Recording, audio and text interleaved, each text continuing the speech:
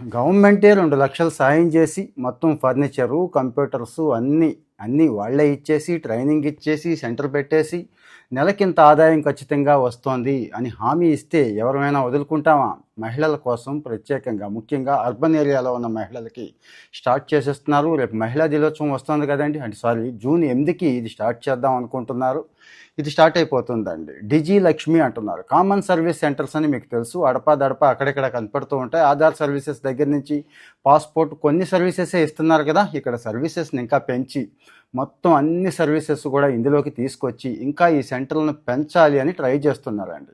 యాక్చువల్గా slum level సమాఖ్య అని చెప్పి, అంటే ఈ మెప్మాలో డ్వాక్రా మహిళలు ఉంటారు కదండి, వీళ్ళు ఒక 25 గ్రూపులకి, అంటే 250 మందికి ఒక సెంటర్ చొప్పున పెట్టిద్దాం అనుకుంటున్నారండి. అంటే 25 గ్రూపుల్లో ఉన్నటువంటి వాళ్ళల్లో కాస్త డిగ్రీ పూర్తి చేసి కంప్యూటర్ స్కిల్స్ ఉన్న వాళ్ళని సెలెక్ట్ చేస్తారు. మీరు ఎవరైనా ఇంట్రెస్ట్ ఉంటే అప్లై చేసుకోవచ్చు.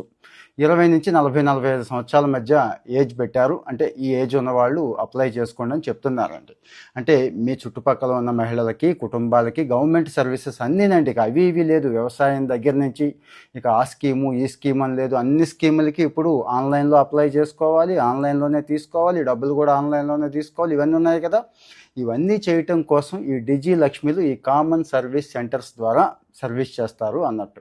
ఆల్రెడీ గవర్నమెంట్ ఆఫ్ ఆంధ్రప్రదేశ్ ఈ గవర్నమెంట్ ఫౌండేషన్ ఎవరైతే కామన్ సర్వీస్ సెంటర్స్ ఆర్గనైజ్ చేస్తున్నారో వాళ్ళతో ఎంఓయూ కూడా చేసేసుకున్నారు. ఇక పట్టాలు ఎక్కించడమే తరువాయి. ట్రైనింగ్స్ కూడా కొన్ని బ్యాచ్లకి స్టార్ట్ అయిపోయినాయండి. సో నేను ఖాళీగా ఉంటున్నాను, ఇంట్లోనే ఉంటున్నాను, నేను కూడా సెంటర్ పెట్టుకుందాం అనుకుంటున్నాను, కామన్ సర్వీస్ సెంటర్ పెట్టుకుందాం అనుకుంటున్నాను అనుకునేవాళ్ళు మీ మెప్మా, అంటే మీ డ్వాక్రా మహిళలకు సంబంధించి ఒక కోఆర్డినేటరు మీ టౌన్ లెవెల్లో ఉంటారు కదా, వాళ్ళకి తెలుసండి, ఆల్రెడీ వాళ్ళు ఈ పని చేస్తున్నారు. వాళ్ళని సంప్రదిస్తే మిగిలిన విషయాలు కూడా చెప్తారు. నాకు తెలిసి మీలో కొంతమందికి తెలిసి ఉంటుంది, కొంతమందికి తెలిసి ఉండకపోవచ్చు అనే అంశంతో ఈ సమాచారం అయితే ఇస్తున్నాను. సో నాకు కంప్యూటర్ స్కిల్స్ కాస్తో కోస్తో ఉన్నాయి, లేకపోతే నేర్చుకుంటాను, మంచి సెంటర్ అయితే పెడతాను, డబ్బులు లేవు అయినా బ్యాంక్ లోన్ తీసుకుంటాను, గవర్నమెంట్ సపోర్ట్ చేస్తుంది కాబట్టి ఉపయోగించుకుంటాను, computer services related, government related కొన్ని ప్రైవేట్ కూడా ఉంటాయండి, అన్ని సర్వీసెస్ నేను ఇస్తాను, హ్యాపీగా షాప్ రన్ చేసుకుంటాను అనుకునే ఉమెన్కి ఇది చాలా చాలా ఉపయోగపడుతుంది.